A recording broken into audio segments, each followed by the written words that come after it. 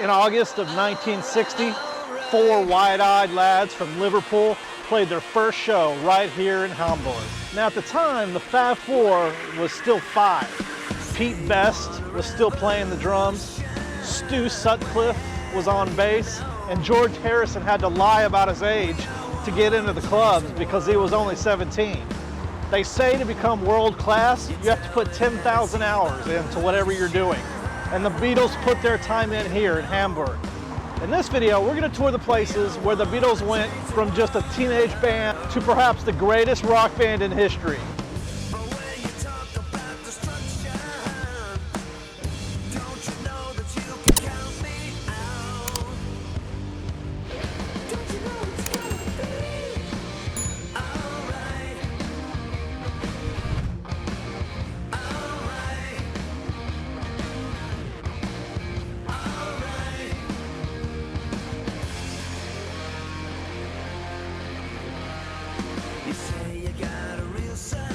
The Beatles originally came to Hamburg due to a contract that their manager signed with a man named Bruno Koschmider. Now Bruno Koschmider owned two clubs, one here at Grosse Freiheit 64, the Indra Club, and another club called the Kaiserkeller. He was willing to pay €2.50 for a 2-month residency here at Indra Club. And in addition to the money, they would get to live at a place called the Bambino. Now Bruno appears to have very little interest in music. But what he did is he worked the Beatles to the bone, often making them perform from 7 p.m. to 7 a.m. every night. And he threatened them by saying, you know, if you didn't work this, you were going to lose your residency. Now the Beatles performed there for 40 nights until the club closed due to noise complaints. Another band that played alongside the Beatles at the Indra Club was from Liverpool as well, called Rory and the Hurricanes. And the drummer of Rory and the Hurricanes happened to be Ringo Starr. Now, once the Beatles' run at the Indra Club ended, they went to the Kaiserkeller to play.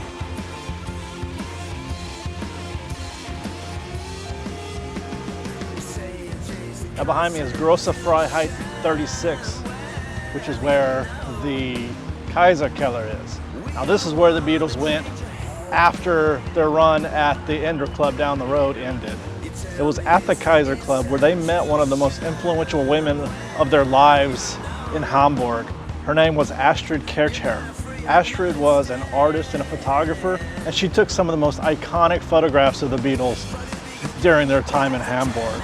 She also introduced them to a sleeker style of clothing and gave them their mop-top haircuts.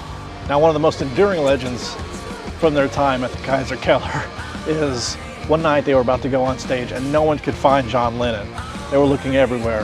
One of the Kaiserkeller bouncers went into the bathroom and found him with a young lady.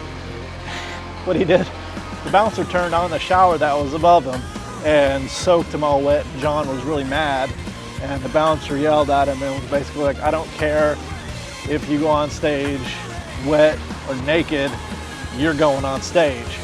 And John never wanted to back down from a challenge, did exactly that. He went on the stage in his underwear with a toilet seat around his head, to the joy of the audience. It's great. That's a great story. I love that story about the Beatles.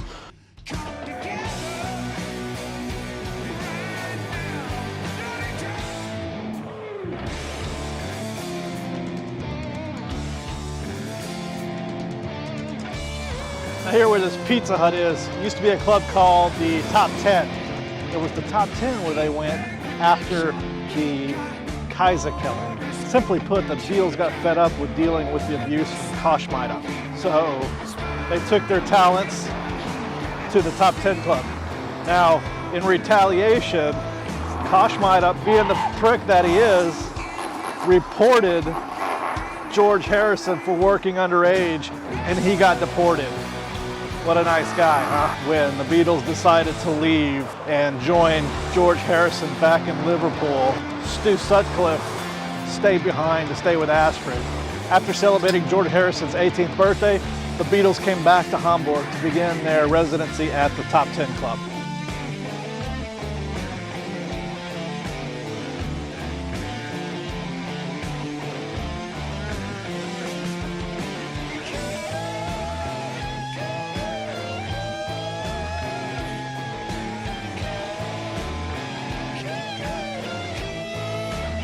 Now the Star Club was located behind me here at Grosse Freiheit 39, and that's where the Beatles went after they left the Top 10 Club.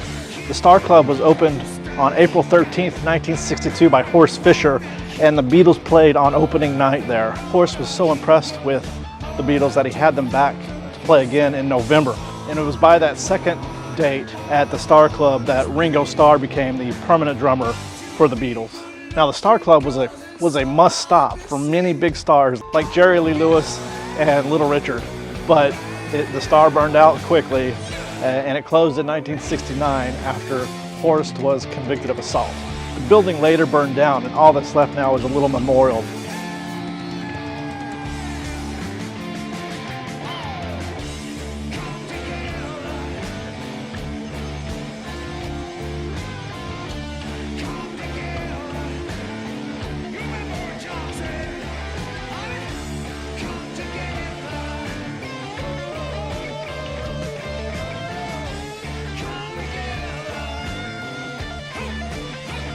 Now, just like it is today, back in the Beatles days, the fish market was the place you went after partying on the Reeperbahn. And that brings us to one of the weirdest stories about the Beatles in their time in Hamburg. And don't think we've forgotten about Koschmider, because he is involved in this story. Now, after a night of playing one night, they headed down to the fish market where they decided, for whatever reason, to buy a pig. And they named this pig Bruno. The boys chased this pig around the market, causing quite a commotion. And eventually the police were called and the whole thing came to an end. Now, sadly, Bruno didn't get to live his days out in peace and harmony. Koschmider had him slaughtered as a final little FU to the Beatles. As you can tell, this city of Hamburg is rich with history about the Beatles. And if you're into the Beatles and you're in Hamburg, take the walking tour. It's really neat. So I hope you've enjoyed this video. If you did, please go ahead and click the like button. Make sure you hit the subscribe button if you haven't done so already. Until next time, guys, I will see you later.